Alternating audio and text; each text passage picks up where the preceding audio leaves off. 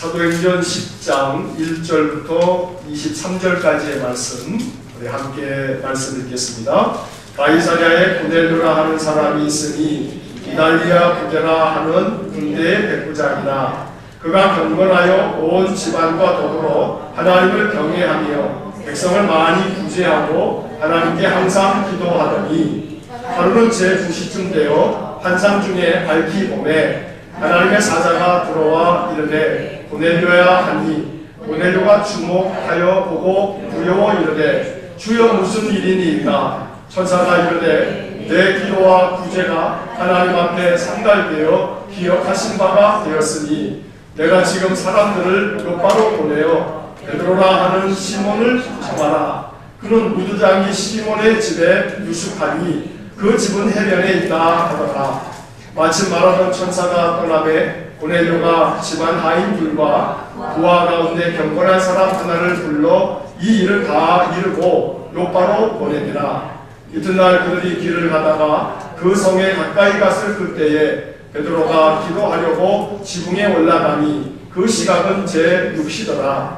그가 시장하여 먹고자 하매 사람들이 준비할 때에 황홀한 중에 하늘이 열리며 한 그릇이 내려오는 것을 보고 보니 큰 보자기 같고 네 귀를 베어 땅에 들이웠더라. 그 안에는 땅에 있는 각종 네 발 가진 짐승과 기는 것과 공중에 나는 것들이 있더라. 또 소리가 있으되 베드로야 일어나 잡아먹으라 하거늘 베드로가 이르되 주여 그럴 수 없나이다. 속되고 깨끗하지 아니한 것을 내가 결코 먹지 아니하였나이다 한데 또 두 번째 소리가 있으되 하나님께서 깨끗하게 하신 것을 내가 속되다 하지 말라 하더라. 이런 일이 3번 있은 후 그 그릇이 곧 하늘로 올려져 가니라. 베드로가 본 바 환상이 무슨 뜻인지 속으로 의아해 하더니 마침 고넬료가 보낸 사람들이 시몬의 집을 찾아 문 밖에 서서 불러 묻되 베드로라 하는 시몬이 여기 유숙하느냐 하거늘 베드로가 그 환상에 대하여 생각할 때에 성령께서 그에게 말씀하시되 두 사람이 너를 찾으니 일어나 내려가 의심하지 말고 함께 가라. 내가 그들을 보내었느니라 하시니 베드로가 내려가 그 사람들을 보고 이르되 내가 곧 너희가 찾는 사람인데 너희가 무슨 일로 왔느냐. 그들이 대답하되 백부장 고넬료는 의인이요 하나님을 경외하는 사람이라. 유대 온 족속이 칭찬하더니 그가 거룩한 천사의 지시를 받아 당신을 그 집으로 청하여 말을 들으려 하느니라 한데 베드로가 불러들여 유숙하게 하니라. 아멘. 자, 오늘 우리가 읽은 말씀 23절까지 이야기를 우리가 다시 살펴보겠습니다. 자, 프린트물을 한번 보시고 23절까지의 이야기를 이렇게 정리를 해봅니다. 자, 내용 보시면 로마 제국의 군대 백부장인 고넬료는 경건한 사람이었습니다. 그는 하나님을 경외하며 백성들을 많이 구제하고 항상 하나님께 기도하던 사람이었습니다. 어느 날 그가 기도하던 중에 환상을 보게 되었습니다. 요바로 사람을 보내 베드로를 청하라는 것입니다. 고넬료가 보낸 사람들이 요바에 이르렀을 때 베드로 역시 기도하다가 환상을 보았습니다. 유대인들이 율법에 엄히 금한 부정한 짐승이 그릇에 담겨 하늘에서 내려오는데 베드로야 일어나 잡아먹으라 하는 소리가 들렸습니다. 베드로는 3번이나 율법이 금한 부정한 것을 결코 먹지 않겠다고 거절합니다. 베드로가 환상의 뜻이 무엇인지 의아해하던 바로 그때 고넬료가 보낸 사람들이 베드로가 묵고 있던 집에 찾아왔습니다. 성령께서는 베드로에게 그들과 함께 가라고 말씀하셨고 베드로는 그들을 맞아들여 그들의 이야기를 듣고 함께 하루를 머문 후에 고넬료의 집으로 떠납니다. 자, 이제 이러한 이야기가 적혀 있는 건데 본문의 말씀들을 통해서 우리에게 주시는 교훈을 우리가 몇 가지 생각해 보겠습니다. 자, 첫 번째 질문을 보시면 고넬료라고 하는 사람은 어떤 사람인가요? 자, 1절과 2절 말씀 또 22절 말씀에서 고넬료라고 하는 사람이 어떤 사람인지를 우리가 먼저 살펴보겠습니다. 자, 첫째 보면 1절의 말씀에는 고넬료가 어떤 사람이냐 하면 가이사랴에 고넬료라 하는 사람이 있으니 이달리아 부대라 하는 군대의 백부장이라. 고넬료가 어떤 사람이냐면 첫째는 군대 백부장입니다.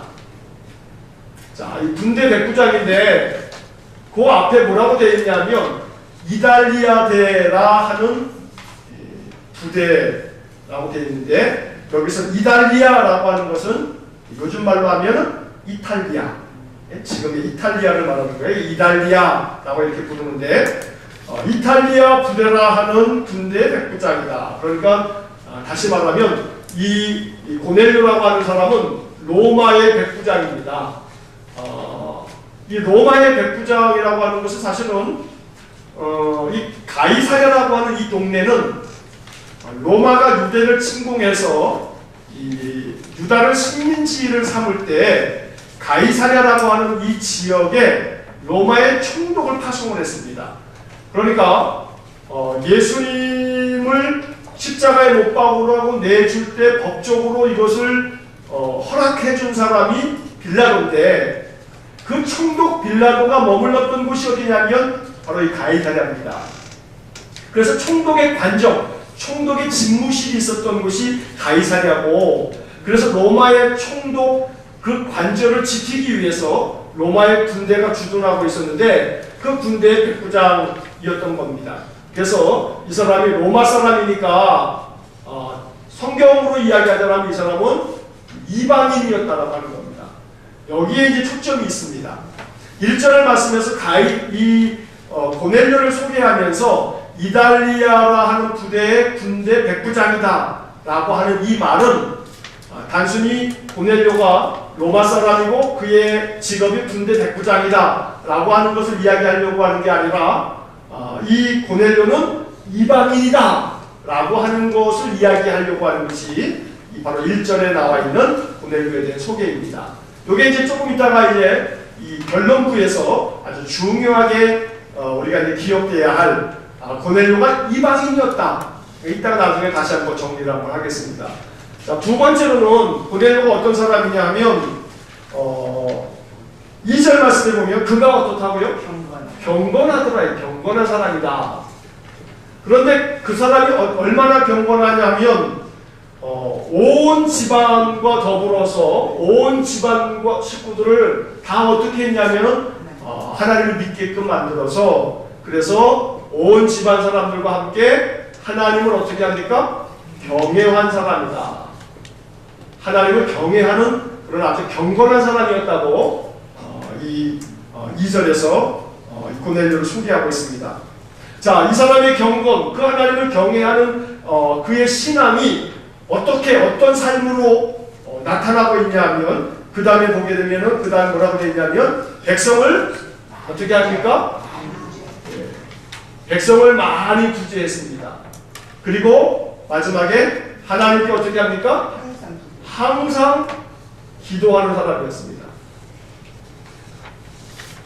그의 신앙이 참 하나님을 경외하는 경건한 사람이었는데 그의 경건이 구제와 기도로 아름답게 드러났다라고 하는 그런 이야기입니다.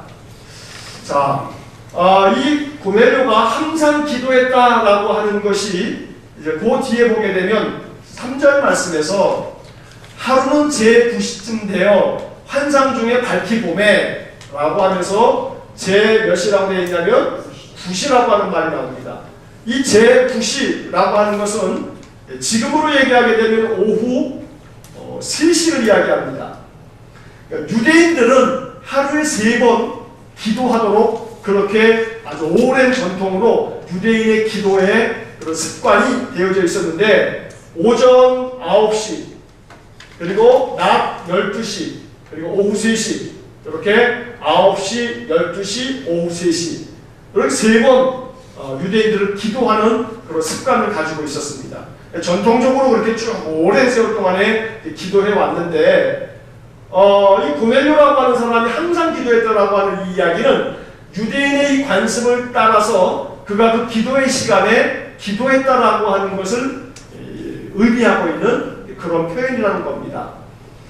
그만큼 이방인이었음에도 불구하고 이 유대 땅에 파견이 되어 온 이 로마의 군대 백부장이었는데 유대교를 그가 알게 되면서 하나님에 대한 신앙을 갖게 되고, 그리고 그가 아주 매우 경건하게 하나님을 섬기면서 백성들을 구제하는 일과 하나님께 항상 기도하는 그러한 삶을 살았다고 말하고 있습니다.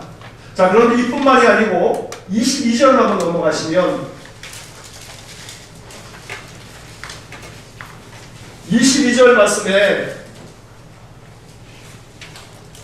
고넬료가 사람들을 이 베드로를 모셔오려고 보냈을 때 그 사람들이 베드로를 만났을 때 했던 말이 있습니다. 이 백부장 고넬료는 이러이러한 사람입니다 라고 베드로에게 소개를 해주고 있는 내용이죠. 자, 22절 말씀 보면 한번 같이 읽어보겠습니다. 그들이 대답하되 백부장 고넬료는 의인이요 하나님을 경외하는 사람이라. 유대 온 족속이 칭찬하더니 그가 거룩한 천사의 지시를 받아 당신을 그 집으로 청하여 말을 들으려 하느니라 한데. 자, 여기에 보게 되면 고넬료를 뭐라고 이 사람들은 말하냐고 하면 고넬료는 의인입니다. 그리고 하나님을 경외하는 사람입니다. 이 아까 2절에서 나왔던 말씀이고, 하나님을 경외하는 사람입니다. 그 다음에 이제 마지막 부분이 유대 온 족속이 어떻게 합니까? 유대 온 족속이 그를 뭐합니까? 칭찬한다고 말하고 있습니다. 자, 좀 전에 고넬료는 어디 사람입니까? 로마 사람입니다. 이탈리아 사람입니다. 로마 사람입니다. 이방인입니다. 그래 누가 칭찬하고 있어요? 유대 온 족속이 칭찬합니다. 유대인들이 칭찬을 합니다. 이방인이 와가지고 식민지의 이 군대 백부장, 아주 높은 지위의 사람이 유대 온 족속에게 칭찬을 받습니다. 쉽게 예를 들면 일제시대에 일본의 아주 고위 경찰관이 우리 조선 사람들에게 칭찬을 받는다 이 말이에요. 그렇다면 그 사람이 비록 우리나라를 통치하고 있는 식민지, 이 통치하는 나라의 백부장이지만 아주 고위 관료지만, 그러나 식민지 백성들에게까지 칭찬을 받을 정도였으니까 이 고넬료라고 하는 사람의 인품이 어떠한가라고 하는 것을 충분히 느낄 수가 있다라고 하는 거죠. 자, 그러면 고넬료는 어떤 사람인가라고 하는 이 성경의 이야기를 우리가 읽으면서 우리들의 마음속에 이것이 하나님의 음성으로 우리의 마음에 들려질 수 있어야겠습니다. 하나님 경외하는 사람이다 라고 하는 표현이 22절에도 나오고 있는데, 하나님 경외하는 사람들이 우리 주변 사람들에게, 유다 온 족속들에게 칭찬을 듣더라. 결국은 하나님 섬기는 사람들이 백성들을 구제하고 하나님께 기도하고 의롭게 살아감으로 말미암아 우리 주변 사람들에게 칭찬받는 사람이 되어지는 것, 이것이 고넬료를 통해서 우리가 도전받아야 할 아름다운 성도의 삶의 모습이라고 말할 수가 있겠다는 겁니다. 고넬료는 많은 사람들에게 칭찬받는 사람이었습니다. 오늘 우리들이 이 땅에 우리 기독교인들이 고넬료를 통해서 마음 가운데 깊이 어떤 깨달음을 얻고 또 아름다운 믿음의 본이 우리 고넬료를 통해서 그렇게 본을 삼아서 신앙의 삶을 살아야 되겠습니다. 자, 고넬료라고 하는 사람이 그렇게 구제하는 일과 기도하는 일을 아주 힘썼는데, 두 번째 질문을 보시게 되면 이것이 하나님께서 그의 어떤 이 신앙과 삶을 기억하실 때 이걸 기억하고 있다는 말씀이 나오죠. 자, 두 번째 질문 보겠습니다. 고넬료가 기도할 때 환상 중에 천사가 들어와 말씀하는 소리를 들었습니다. 천사가 고넬료에게 한 말은 무엇인가요? 자, 4절부터 6절까지의 말씀 한번 같이 읽어보겠습니다. 4절부터 6절입니다. 고넬료가 주목하여 보고 두려워 이르되 주여 무슨 일이니까? 천사가 이르되 내 기도와 구제가 하나님 앞에 상달되어 기억하신 바가 되었으니 내가 지금 사람들을 요바로 보내어 베드로라 하는 시몬을 청하라. 그는 무두장이 시몬의 집에 유숙하니 그 집은 해변에 있다 하더라. 자, 고넬료가 이렇게 기도할 때에 천사가 고넬료에게 찾아옵니다. 물론 이제 이러한 부분의 말씀을 읽을 때 과연 천사가 어떤 모습으로 왔느냐라고 하는 것을 우리가 사실은 알기는 어렵습니다. 천사가 고넬료를 찾아와서 이렇게 이야기했다라고 하는 것을 우리가 어떻게 이해를 해야 되는가? 보통 일반적으로 사람들은 천사 그러면은 어떤 모습을 생각합니까? 어린 아이가 예쁘장하게 생긴 아이가 있는데 등 뒤에 뭐가 붙어 있어요? 날개가 2개 붙어 있고 머리 위에는 뭐가 있어요? 동그라미가 하나 둥둥둥둥 떠 있고 이제 그런 천사를 생각합니다만 과연 그 천사가 그에게 어떤 모습으로 왔는지 하나님의 사자라고 되어 있는데 7절에서는 천사라고 또 표현하고 있단 말이죠. 그러니까 이것이 사람의 형상으로 찾아왔다는 것인지 어떤 것인지 사실은 이걸 명확하게 뭐다라고 말하기는 사실 어렵습니다. 그러나 중요한 것은 고넬료는 그가 어떤 형상으로 어떤 모양으로 왔는지는 알 수 없지만 그가 하나님의 사자, 하나님으로부터 보냄받은 자임을 알고 그에게서 이제 말씀을 듣게 되는데, 자 여기 말씀에서 고넬료가 주목하여 그를 보니까 그가 뭐라고 이야기를 하냐면 너의 기도와 구제가 하나님 앞에 상달되어 기억하신 바가 되었다. 이런 이야기를 듣게 됩니다. 자, 이게 얼마나 귀한 소리인지 모릅니다. 하나님께서 기억하고 계신다. 이렇게 세번역에는 표현되어 있습니다. 하나님이 기억하고 계신다. 뭘 기억하고 계시는 거예요? 이 고넬료의 기도와 너의 기도와 구제를 하나님이 기억하고 계신다. 라고 먼저 이 고넬료를 칭찬해 주고 있습니다. 너의 기도와 구제가 하나님 앞에 이 개역개정 성경에서는 하나님 앞에 뭐가 됐다 그랬어요? 상달이 되었다. 이 상달되었다라고 하는 이 표현이 헬라어 성경에서는 아나바이노라고 하는 이렇게 말로 되어져 있는데 그 뜻이 뭐냐면 맞닿다 이 말이에요. 딱 접촉을 해가지고 딱 닿았다 이런 거예요. 그러니까 너의 기도와 구제가 하나님께 딱 전달되었다라고 하는 이야기죠. 그래서 하나님이 너의 기도와 구제를 어떻게 한다고요? 기억하고 계신다라고 말하고 있는 거예요. 자,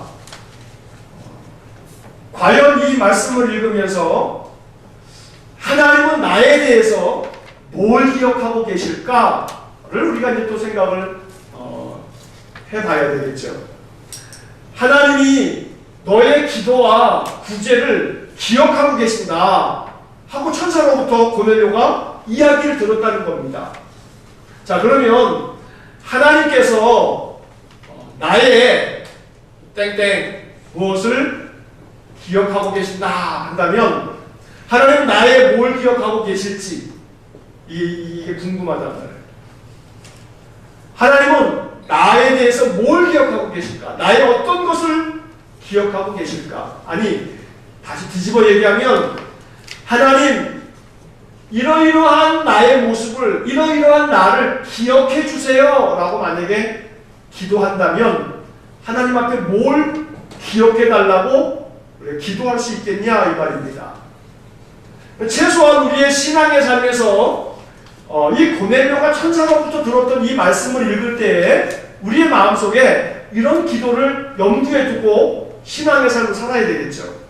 하나님, 다른 건 모르겠는데 하나님, 내가 이러이러한 것은 좀 기억해 주세요 라고 해야 할 거 많이 또 필요 없어요. 오늘 성경에 이야기해 보니까 이 고넬료에 대해서도 뭘 기억하고 계신데요? 기도와 구제 몇 가지예요? 두 가지. 이게 고넬료의 주특기였어요. 주특기. 고넬료 그러면 기도, 구제. 그러면 하나님께서 나의 어떠한 것을 기억해 주시기를 바라는 그 무언가 뭐가 있어야 되지 않겠나. 하나님, 이것만큼은 기억해 주세요. 이것만큼은 기억해 주세요 라고 그렇게 우리가 소망하며 말할 수 있어야 되지 않겠나 하는 겁니다. 하나님, 나의 예배를 기억해 주세요. 내가 언제나 하나님께 나와 예배하려고 늘 내 마음, 예배하러 나올 때만큼은 내 마음을 얼마나 사모하는 마음 가지고 예배에 나오는지 주님만은 아실 겁니다. 그래, 내가 너의 예배를 기억하마. 너는 예배에 나올 때 정말 사모하는 마음으로 나왔지.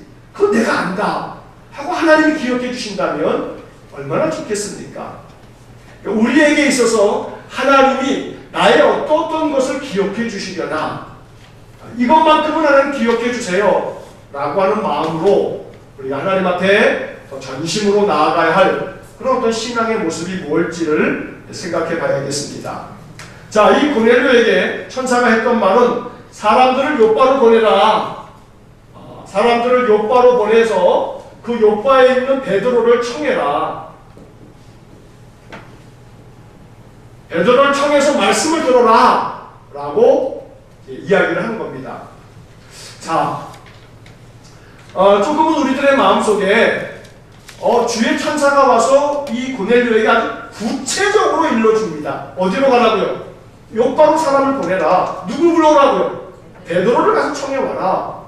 장소와 사람을 정확하게 딱 지목해가지고 말씀해 주시는 아주 구체적인 그러한 말씀을 해주고 계십니다.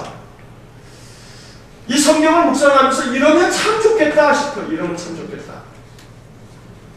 뭔가 하나님이 말씀하실 때 어디로 가라, 누구를 만나라 이렇게 딱딱 찝어주면 얼마나 좋겠습니까?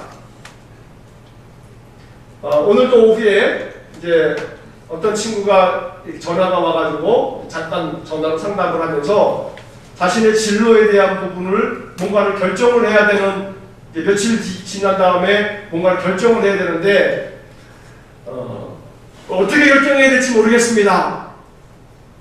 그래서 이제 몇 마디 이야기를 나누고 이제 그랬습니다만 무언가 구체적으로 하나님이 이렇게 해라 라고 구체적으로 말씀해 주시면 참 좋겠는데 우리는 그 정도까지의 영성이 못 되는 거예요. 한편으로는 이런 생각을 합니다. 고넬료의 영성이 참 깊구나. 하나님과의 교통함이 굉장히 깊구나. 그래서 하나님께로부터 이렇게 구체적인 어떤 응답을, 어떤 지시를 받는 것을 볼 때 참 부럽다 하는 생각도 갖게 됩니다.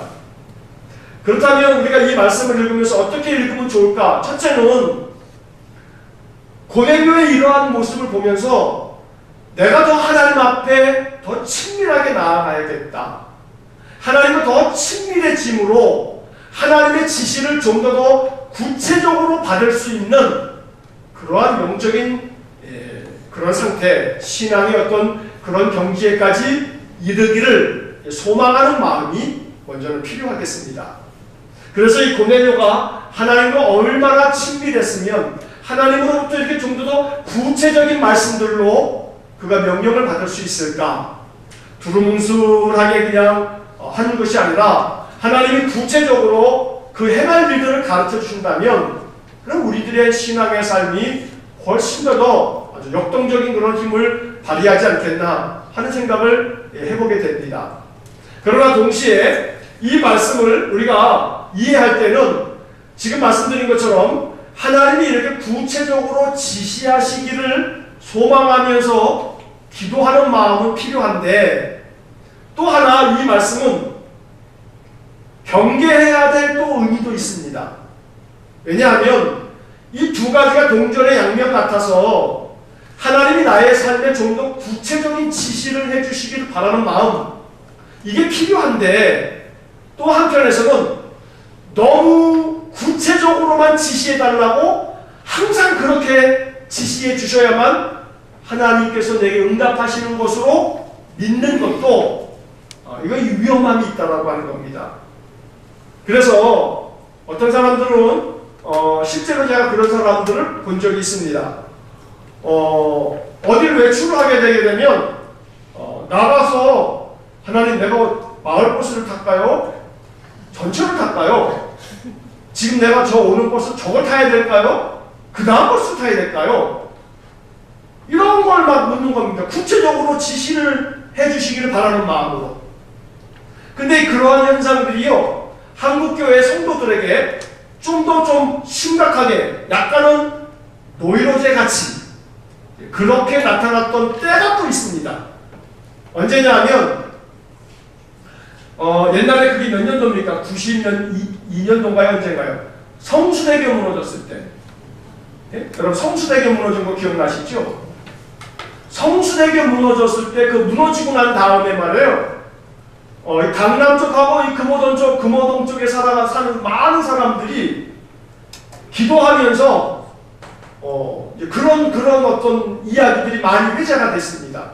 뭐냐면 아침에 그 시간에 출근하는 그 시간대였는데 등교하고 막 그런 시간대였는데 성수대에 무너져가지고 그 순간에 다리 위에 있었던 많은 차량들이 그냥 무너져가지고 굉장히 많은 아이들도 그렇고 죽었지 않습니까?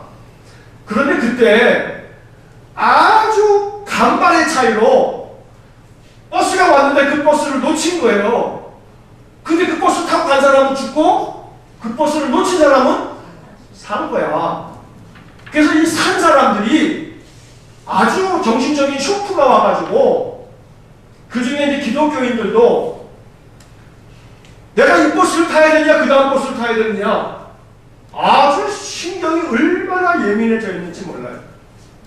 그래서 그 당시에 그러한 아주 굉장히 많은 그런 정신적인 이 쇼크를 경험한 사람들의 증상들이 나타나기도 했어요. 물론 그건 특수한 상황이긴 합니다만 종종 기독교인들 중에 하나님 내가 이렇게 할까요? 저렇게 할까요? 하나님 내가 여길 갈까요? 저길 갈까요? 하나님 내가 이걸 먹을까요? 저걸 먹을까요? 이 정도가 되게 되면 좀 곤란해요. 그렇게 되면 안 돼요. 그러니까 하나님께서 어떤 것을 지시하신다라고 했을 때 고넬료에게 요바로 가서 베드로를 청하라 라고 하는 이런 말씀 속에서 우리가 이제 취해야 할 바는 하나님께서 우리들의 마음 가운데 어떤 것을 명령하실 때 그 명령하신 바의 뜻이 뭔지를 잘 헤아려 알아서 하나님의 뜻이 뭐냐 라고 하는 것을 깨닫는 그런 지혜를 달라고 기도할 수 있어야 됩니다. 구체적으로 어디를 가라, 누구를 만나라, 뭘 해라 이게 아니고 하나님이 내게 원하시는 뜻이 뭡니까? 바로 이것을 더 알고자 하는 그런 마음이 필요하다라고 하는 겁니다. 그래서 이걸 할까요? 저걸 할까요? 이걸 선택할까요? 저걸 선택할까요? 뭐가 하나님의 뜻일까요? 이거는 부적절하다. 자칫하면 이거는 이제 우리의 신앙에 잘못된 신앙으로 갈 수 있는 그런 함정이 될 수 있다라고 하는 겁니다. 목회를 하다 보면 종종 그런 상담도 받아요. 하나님 이러한 사람들을 사귀고 있는데요. 지금 제가 이런 사람도 있고 이런 사람도 있습니다. 누구랑 결혼하는 게 하나님의 뜻이겠습니까? 라든지 진학을 앞두고 여기도 되고 저기도 됐어요. 하나님이 원하시는 대학이 어딜까요? 이 대학에 갈까요? 저 대학에 갈까요? 혹은 직장을 취직하면서 이 회사를 갈까요? 저 회사를 갈까요? 어느 게 하나님의 뜻일까요? 라고 그렇게 묻는 사람들이 있어요. 가끔 교인들은 목사가 점쟁인 줄 아는 거예요. 점쟁이한테 가서 묻듯이 어디로 가야 할까요? 뭘 해야 될까요? 선택을 어떻게 해야 할까요? 목사를 점쟁이처럼 취급하고 묻는데 그때마다 웃으면서 하는 말은 가고 싶은 대로 가세요. 네? 가고 싶은 대로 가세요. 어디로 가야 하느냐, 누구를 선택해야 되느냐, 여기 하나님의 뜻이 있다기보다는 내가 누구를 만나서 그 사람과 어떤 마음으로 살아갈 거냐, 내가 어느 대학에 가서 어떻게 내가 공부할 거냐, 어느 회사에 가서 내가 어느 만큼 성실하게 일할 거냐, 이게 중요한 것이지 어디를 가느냐, 누구를 선택하느냐는 그건 결코 중요한 문제가 안 되는 거예요. 하나님이 어디로 가나, 너 여기 안 가면 안 돼, 이렇게 말하는 것은 위험성이 있는 거죠. 신학교에 가면요, 웃긴 사람들 많이 만나요. 어떤 사람들 만나냐면요, 대학 과정은, 학부 대학교는 이제 그냥 대학 과정이니까 그런데, 목회자가 되려면 대학 과정이 중요한 게 아니라 대학원 과정 3년을 이수해야 되거든요. 대학은 어디를 나오든지 간에 신학대학원 3년을 공부를 해야 되는데, 이 신학대학원에 들어가게 되면요, 나이가 보통 평균 평균 연령의 30대 중후반이 다 거예요. 그만큼 대학을 졸업하고 대학원에 바로 이렇게 가는 20대 중반, 중후반의 나이 사람들은 그렇게 많지 않아요. 그래서 이 30대 중후반 이렇게 되는 사람들이 이제 많은데, 그 중에는 어떤 사람들이 종종 있냐면, 내가 예전에 하나님의 부름을 받았는데 내가 딴 길로 갔다가 하나님이 탁 나를 치셔서, 그래서 내가 하나님 앞에 손들고 회개하고 신학교에 왔습니다. 이런 사람들이 종종 있어요. 근데 희한한 것은 그런 사람들이 좀 이상해요. 좀 많이 이상해요. 뭐 하나님께 맞아가지고 신학교에 왔다, 이런 사람들은 신앙도 이상하고요, 생활도 이상해요. 그래서 영 믿음직스럽지가 않아요. 물론 하나님께서 요나처럼 말이에요, 그 인생에 다시 쓰러 가려고 하니까 니놈 하고서 그냥 물고기 뱃속에 집어넣었다가 니누에로 보내서 결국에 가서 니누에로 가게끔 만드는 이런 사람도 있긴 있습니다만, 꼭 신학교에 이제 그런 마음으로 와가지고 이제 하는 사람들이 있는데, 물론 그 중에는 요나도 물론 있겠죠. 요나 같은 사람이 있겠습니다만, 근데 요나가 너무 많다는 게 신학교에 들어가면 만나게 되는 아주 무서운 현실인 거예요. 그래서 우리들의 신앙의 삶에서 내가 어느 길을 선택하느냐라고 하는 이 문제, 이거는 나의 선택에 달려 있는데, 그것이 어디냐라고 하는 것을 결정해 놓으셨다기보다는 내가 무엇을 선택하든지 그 선택한 것을 내가 성실하게 감당하면서, 거기서 내가 아무리 어려움이 있어도 주님과 함께 극복해 가면서 거기서 하나님의 뜻을 이루어 가는 것이 중요한 것이지, 내가 그때 그렇게 하면 안 됐었는데 라고 하는 것은 아니다 라고 하는 생각을 우리가 좀 가져야겠습니다. 자, 그 뒷페이지를 보시게 되는데, 세 번째 내용 보시면, 고넬료가 보낸 사람들이 요바에 이르렀을 때 베드로는 기도하려고 지붕에 올라갔습니다. 거기서 그는 환상을 보았습니다. 환상의 내용은 무엇입니까? 자, 고넬료가 사람들을 이제 요바로 이 지시하심을 따라서 사람들을 보냈는데, 이 사람들이 이 가이사랴에 이르렀을 즈음에 이 베드로도 기도하던 중에 환상을 보게 되는 거죠. 자, 9절 말씀을 한번 보시게 되면, 9절 말씀 한번 읽어보겠습니다. 이튿날 그들이 길을 가다가 그 성에 가까이 갔을 그때에 베드로가 기도하려고 지붕에 올라가니 그 시각은 제6시더라. 자, 여기서 6시라고 하는 것은 아까 말씀드린 것처럼 12시를 말하는 겁니다. 베드로도 역시 마찬가지로 오전 9시, 낮 12시, 오후 3시 이렇게 세 차례 기도의 시간을 정해서 기도했던 것 같습니다. 자, 그렇게 기도하고 있던 차에 하나님께서 이 베드로에게 환상을 보여줍니다. 자, 11절 말씀부터 16절까지의 말씀을 보시면, 11절에 보시면 하늘이 열리고, 자, 그릇 하나가 내려옵니다. 큰 보자기에 쌓여 있는 것 같습니다. 이 보자기의 네 귀퉁이에 이렇게 뭔가 그릇이 내려가지고 땅에 내려왔는데, 12절에 보니까 그 안에 뭐가 있었냐면, 땅에 있는 각종 네발 가진 짐승과 기는 것과 공중에 나는 것들이 여러 가지 온갖 짐승들이 있는 겁니다. 자, 그러면서 13절에 보면 거기서 하늘에서 소리가 나기를 뭐라고 말씀하냐면, 베드로야 일어나 잡아먹어라, 이럽니다. 잡아먹어라. 14절에 보니까 베드로가 잡아먹습니까? 안 잡아먹습니까? 안 잡아먹죠. 그러면서 말합니다. 주님, 그럴 수 없습니다. 이 속되고 깨끗하지 않은 것을 내가 결코 먹지 않았습니다.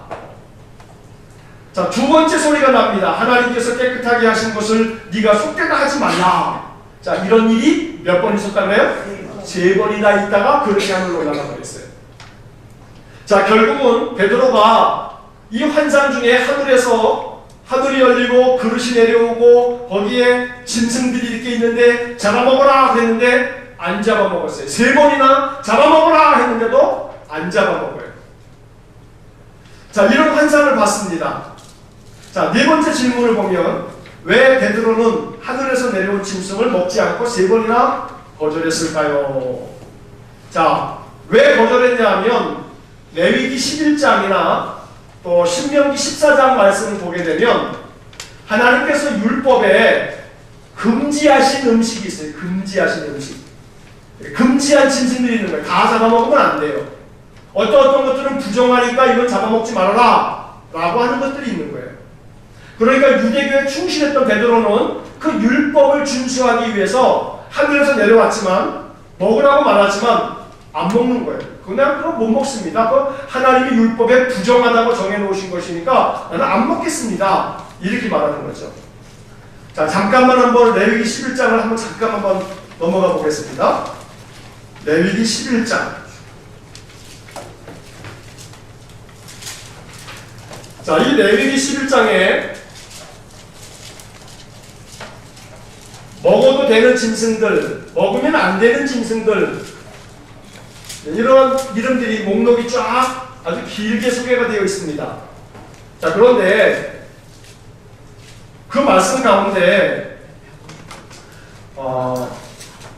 7절 말씀 한번 보겠습니다. 7절. 자, 7절 말씀. 레위기 11장 7절. 7절과 8절 말씀 한번 같이 읽어보겠습니다. 돼지는 굽이 갈라져 쪽발이로되 새김질을 못함으로 너희에게 부정하니 너희는 이러한 고기를 먹지 말고 그 주검도 만지지 말라. 이것들은 너희에게 부정하니라.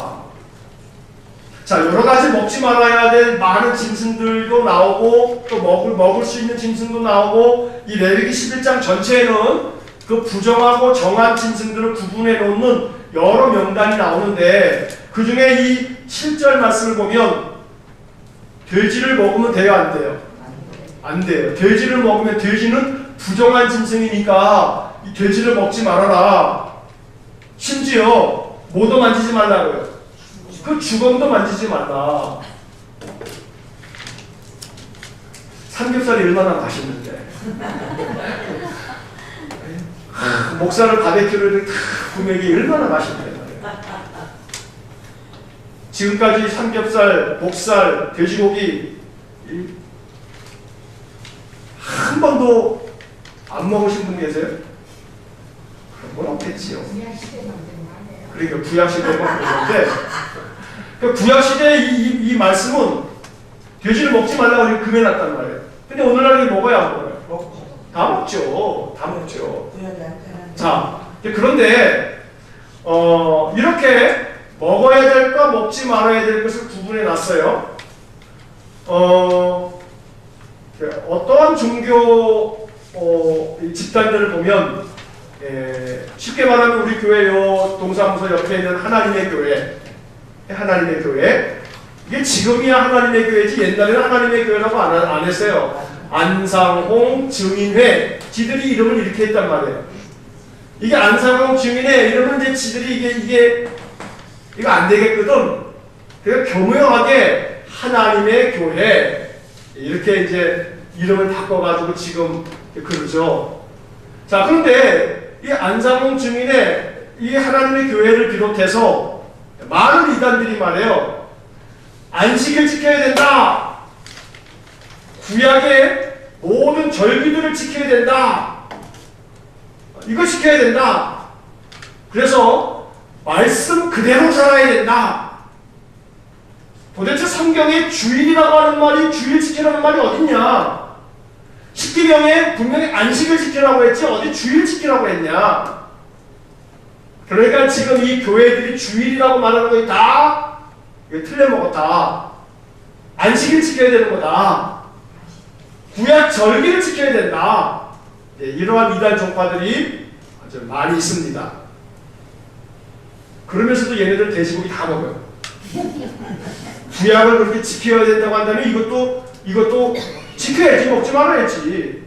그러니까 혹시라도 그런 사람들이 만나거든 레위기 11장을 다 펴놓고 구약의 말씀 그대로 잘 지켜야 되느냐고, 절기를 그대로 다 지켜야 되고 율법을 그대로 잘 지켜야 되느냐고, 그러면서 돼지고기 먹느냐고 물어보면 자가당착에 빠지는 거예요. 자가당착이 되는 거예요. 사실 이 베드로가 말이에요. 그거 난 먹을 수 없습니다. 레위기 11장에 나와 있는 구약의 율법에 의하여 이러한 부정한 짐승을 먹으면 안 됩니다. 라고 이야기를 하고 있는데, 그런데 하늘에서 분명히 말씀하시기를 좀 전에 우리가 읽었던 말씀처럼 하나님께서 깨끗하게 하신 것을 네가 속되다 하지 말라 라는 말씀까지 들려진 거예요. 자, 율법을 누가 정하신 거예요? 율법을. 하나님이 정하신 거예요. 율법을 하나님이 정하셨는데 그 정한 율법대로 나는 이걸 안 먹겠습니다 라고 베드로가 거부하고 있지만 하나님이 뭐라고 얘기하냐면 야, 하나님이 깨끗하게 하신 거 네가 속되라고 말하면 안 돼. 먹으라면 먹어. 그러면 누구의 말을 듣는 게 이게 옳은 거예요? 하나님 말씀 듣는 게 옳은 거죠. 그런데 이 베드로 안에는, 베드로의 마음속에는 아주 그 전통적인 율법 안에 완전히 매어져 있는 거예요. 소위 말해서 그들에게 오랫동안에 전해졌던 전통, 또 아주 그런 그 습관, 배어져 있는 그런 습관들이 완전히 아주 꽉 박혀 있어가지고, 그래서 이것에서 조금만 바뀌면, 요걸 안 하면, 이거 이상하다, 안 된다. 이러는 거죠. 자, 어떤 사람들은 말이에요. 예를 들어, 우리 교회에 와서 주일 예배를 드리고 나면, 이렇게 생각하는 사람들이 있어요. 이 교회 이상하다. 우리 교회 예배를, 주일 오전 예배를 딱 드리고 나면, 어떤 사람들은 우리 교회 예배를 한 시간 딱 드리고 나면, 이 교회 이상하다. 이상한 교회 아니야? 이런 사람들이 있단 말이에요. 자, 여러분들은 그냥 이 교회를 다니니까 그냥 그러려나 하고 그럽니다만, 어떤 사람들은 그 전통이나 이 습관에 되어져 있는 것 때문에 그렇게 생각하는 사람들이 있어요. 뭐냐면, 왜 이 교회는 예배 시간에 사도신경을 안 해? 예배 시간에 사도신경을 안 하는 교회가 있나? 이거 이상한데? 이렇게 생각하는 사람들도 있단 말이에요. 그러니까 예배가 뭔가라고 하는 것보다 중요한 것은 뭐에 먼저 사로잡히냐면 전통과 습관, 관습인 거예요. 자, 9년 전에 교회를 여기다 이제 이렇게 개척을 하고 교회 십자가를 초록색으로 네온을 달아놨단 말이에요. 그랬더니 어떤 사람들이 와가지고 말이에요. 나한테 물어요. 여기 이상하지 교회 안 해요? 그래서 왜요? 와서 예배를 드리고서도 왜 그러냐고. 근데 왜 목사님 여기는 교회 십자가가 왜 빨갛지 않고 초록색이에요? 조금 이상한 거 아니에요? 하고 말하는 사람들이 있단 말이에요. 그러니까 십자가 교회 바깥에 붙어있는 십자가는 항상 무슨 색깔이어야 돼요? 빨간색이에요. 빨간색.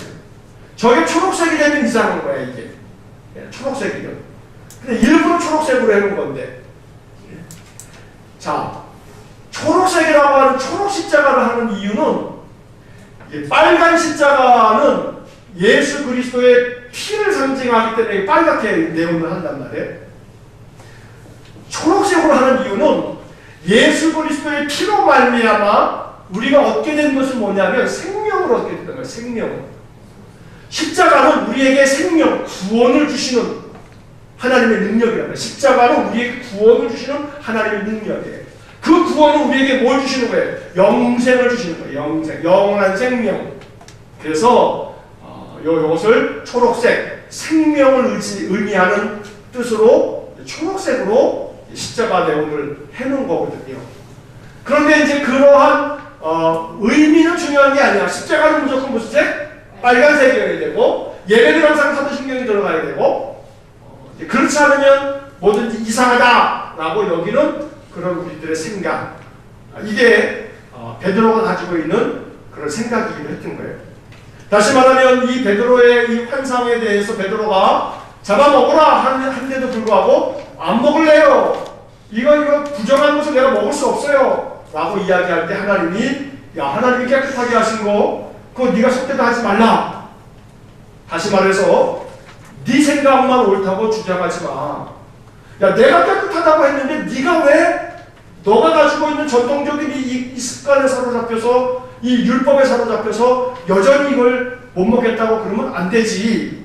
그러니까 자칫하면 우리가 가지고 있는 이 신앙이라고 말하는 신념, 나는 신앙이라고 생각하는데 사실은 그 신앙이 왜곡된 신앙이라든지 전통에 의해서 만들어진 신앙이라든지 그래서 성경이 가지고 있는 본 뜻하고는 상관없이 자기가 취하고 있는 그 신앙을 아주 신념처럼 여기는 사람들에 대하여 오늘 이 본문의 이야기는 너의 모든 신념, 네가 가지고 있는 신앙이라고 하는 것조차도 하나님의 말씀 앞에는 다 엎드려 하나님의 말씀 앞에 순종해야 된다라고 말하고 있는 거죠. 결국은 내가 가지고 있는 생각이 전적으로 옳다라고 하면 돼요, 안 돼요? 안 되는 거예요. 베드로는 하나님을 설득하려고 그러는 거예요. 하나님을. 하나님 그거 틀렸어요. 하나님 그렇게 말씀하시면 안 되죠. 하나님이 정해놓으신 율법인데 그러면 안 되죠. 그러면서 하나님을 넘어뜨리려고 하는 하나님을. 하나님 앞에, 하나님의 그 뜻 앞에 우리가 가지고 있는 그 어떤 신념도 내려놓을 줄 아는 그런 마음이 우리에게 필요하다는 거죠. 자, 5번째 질문을 보시면 베드로가 환상의 뜻이 무엇인지 몰라 의아해하던 그때 고넬료가 보낸 사람들이 찾아왔습니다. 베드로가 그 환상에 대해 생각할 때 성령께서 베드로에게 어떤 말씀을 들려주셨나요? 자, 15절 말씀 그리고 20절에 이제 말씀을 보시게 되면 베드로가 환상 중에서 하나님께서 깨끗하게 하신 것은 네가 속되다 하지 말라. 이게 무슨 뜻인지 몰라가지고 계속 생각을 하고 있었는데 그때 성령께서 베드로에게 말씀하시기를 이제 그 고넬료가 보낸 사람들이 도착할 그 즈음에 성령께서 베드로에게 말씀을 하시는 거죠. 두 사람이 너를 찾아왔다. 그럼 일어나서 내려가 의심하지 말고 그들과 함께 가라. 그들은 내가 보냈다. 내가 그들을 보냈다. 라고 말하고 있어요. 자, 이 20절에 그 마지막 부분 내가 그들을 보내었느니라. 여기서 내가는 누구예요? 하나님이죠. 하나님. 사실은 사람을 보내면 누구냐면 고넬료가 보낸 사람들인데 성령께서는 이거 하나님이 보낸 사람들이다 라고 베드로에게 일러주고 있다는 겁니다. 자, 베드로에게 이 사람들을 보내신 하나님, 그리고 꿈으로 환상 중에 부정한 짐승을 먹으라고 하신 하나님, 이 두 가지가 조합이 돼가지고 이제 다음 주에 고넬료의 집에서 벌어지게 될 일들을 통해서 이 두 가지가 어떻게 연결되어지는지를 다음 주에 이제 보게 될 겁니다. 자, 그런데 6절 말씀, 6번째 질문 한번 이제 보면서 그거에 대한 전체적인 이야기를 한번 먼저 정리를 해보겠습니다. 이방인 백부장인 고넬료에 대한 이야기는 10장 1절부터 11장 18절까지 이어집니다. 사도행전에서 단일 이야기 중에서는 가장 길게 기록된 사건입니다. 그만큼 이 사건은 초대교회에서 중요하게 취급되었던 것 같습니다. 고넬료 이야기가 사도행전에서 갖는 의미는 무엇인가요? 사실 이 고넬료의 이야기는 지금 이 6번째 질문, 바로 이것이 가장 중요한 질문입니다. 뭐냐면 이 사도행전에서 하나의 사건을 기록한 기록 중에 이 고넬료 사건이 제일 긴 사건이에요. 그래서 이 고넬료 사건은 지금 우리가 문제에서도 읽었던 것처럼 10장 1절서부터 10장이 48절까지 있는데 그 다음에 11장 18절까지, 그러니까 자그마치 66절에 66절. 그래서 사도행전에서 이 사건만큼 길게 기록된 사건이 없어요. 가장 긴 하나의 단일 사건으로 고넬료에 대한 이야기를 이렇게 길게 하고 있는 거예요. 왜냐하면 이 고넬료 사건은 아까 말씀드린 것처럼 고넬료는 어디 사람이냐면 로마 사람이었어요. 그는 이방인이었어요. 이방인이 기독교인이 되는, 그래서 이스라엘 사람들에게 있어서 구원받는 것은 누구냐면 유대인이거든요. 유대인들은 선민의식이 있었어요. 자기 민족만 하나님께로부터 선택받은 민족이라고 생각했거든요. 그러니까 하나님께서 구원하시는 것은 유대인만 구원한다라고 하는 생각이 매우 강했는데, 그런데 사도행전에서 이제 이방인에게도 복음이 증거되고 이방인들도 성령을 받고 이방인들도 하나님의 백성이 된다라고 하는 결정적인 사건이 누구냐면 바로 고넬료였던 겁니다. 그래서 이 고넬료 사건이라고 하는 것은 사도행전 28장까지 해서 이 고넬료 사건이 있는 사도행전 10장이 바로 이방인에게도 이제 구원이 열렸다, 하나님이 이방인도 구원하시게 되었다 라고 하는 아주 중요한 의미를 가지고 있는 사건입니다. 그래서 이스라엘 백성들의 몇천 년의 그 선민의식이 와장창 깨지는 그러한 사건이기도 합니다. 그래서 이방인들이 구원을 받는다라고 하는 이 문제에 대해서 초대교회가 회의도 하게 되고, 그래서 하나님께서 이방인에게도 구원을 베풀어 주시는구나 라고 하는 것들을 이제 받아들이게 되는 아주 중요한 사건이 되고 있는 겁니다. 자, 그래서 여기서 좀 아까 베드로가 보았던 환상은 부정한 음식을 하늘에서 내려주면서 먹으라 라고 하는 이 이야기는 이 하늘에서 내려온 부정한 이 짐승들은 뭘 얘기하는 거냐면 이방인을 얘기하는 겁니다. 그리고 먹으라라고 하는 것은 이제 그 이방인들도 받아들여라 라고 하는 그런 의미입니다. 이방인들도 이제 하나님 백성으로 받아들여라 라고 하는 것을 베드로에게 미리 환상으로 보여주신 겁니다. 근데 베드로는 이 전통과 율법에 의해서 안 먹겠습니다 라고 거부를 했던 거죠. 베드로가 이 환상의 의미가 뭘까 한참을 생각했는데 성령께서 고넬료의 마음을 감동시켜서 사람을 보내서 이 베드로를 청하게 하고, 다음 주에 이제 베드로가 고넬료의 집에 가서 설교를 하고 고넬료의 집안 식구들에게 이제 그들을 위해서 기도할 때 그들 가운데 성령이 임하고 고넬료의 가정 식구들이 방언을 하게 되고 이런 성령 받는 사건이 벌어지게 되는 거죠. 그래서 이방인들도 부정한 백성이지만 그러나 하나님께서 이 부정한 이방 백성들도 이제는 하나님의 백성으로 받아들이신다, 구원하신다 라고 하는 메시지가 담겨져 있는 사도행전에서 아주 대단히 중요한 그런 의미를 가지고 있는 성경이라는 겁니다. 자, 그러면 이건 교리적인 측면에서 그렇다는 얘기고, 이제 이 말씀을 오늘 우리에게 주시는 말씀으로 이제 적용을 해가지고 생각해 볼 필요가 있습니다. 자, 어떤 말씀으로 이 말씀을 이해할 수 있냐면, 고넬료를 받아들여라, 이방인들도 이제는 하나님의 백성이 된다 라고 하는 것은 이 성경이 가지고 있는 이 신학적인 교리적인 그러한 교훈인 것이고, 고넬료가 이방인이었지만 그래서 이 베드로의 마음속에는 고넬료에 대한, 이방인에 대한 어떤 것이 있었냐면 편견이 있어요. 편견이. 다시 말하면 사람에 대한 편견, 사람에 대한 선입관, 이 사람에 대한 편견 때문에 사람을 우리가 더 받아들이지 못하는 그러한 일들이 참 많습니다. 그래서 사람에 대한 이 편견이 우리 이 사회에 얼마나 많은지 모릅니다. 뭐 지역색 같은 것도 이 사람에 대한 편견이죠. 대표적인 편견이죠. 지역색.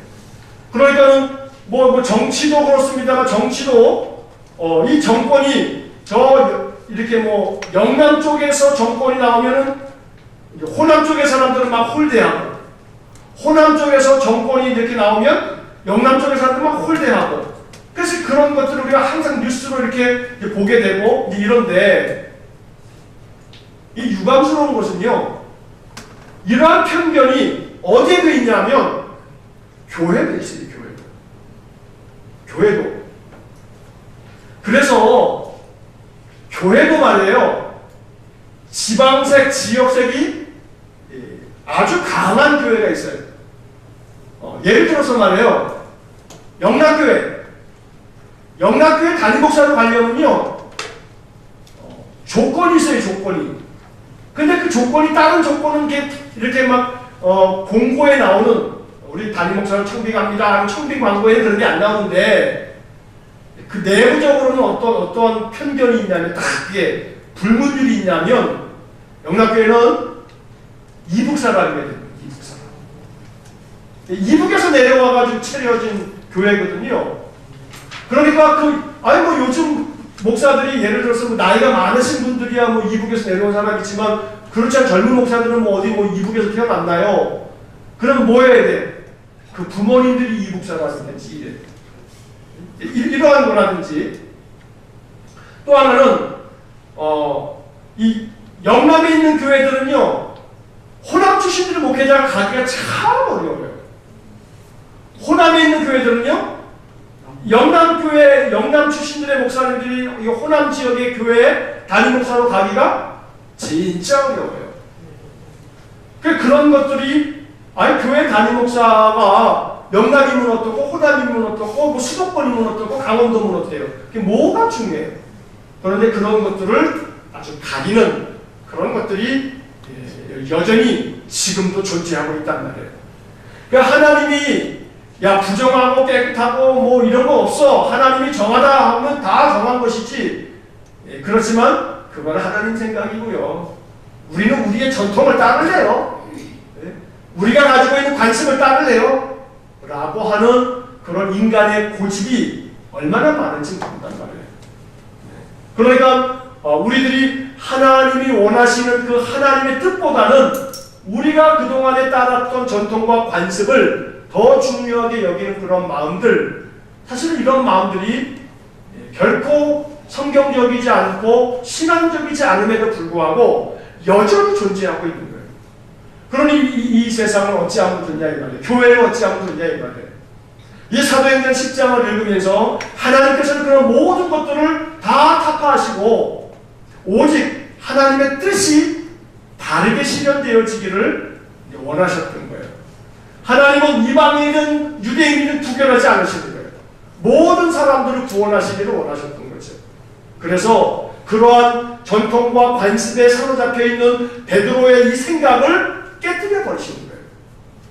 그러니까 오늘 우리는 이 말씀을 읽으면서 교리적으로는 이방인이 이제 하나님 백성이 되어진다 라고 하는 것이 이 10장이 말하고 있는 중요한 어떤 가르침이지만 이것을 우리가 우리 자신의 말씀으로 적용을 할 때에는 내가 가지고 있는 이 생각, 아주 내 그 고정관념, 내 편견, 그리고 내가 뭔가 딱 생각하면은 절대 그런 내가 가지고 있는 어떤 그런 신념들, 그래서 하나님이 내 마음속에 계속해서 말씀해 주셔도 결코 꺾지 않고 내려놓지 않는 우리의 어떤 그런 생각들, 우리의 고집들, 우리의 아집들, 이것에 대해서 베드로가 가지고 있는 이 고집과 이 오래 묵은 이 생각들을 하나님께서는 깨뜨리시는 것으로서 오늘 이 말씀을 우리가 이해할 때 내 마음속에 사람에 대한 편견,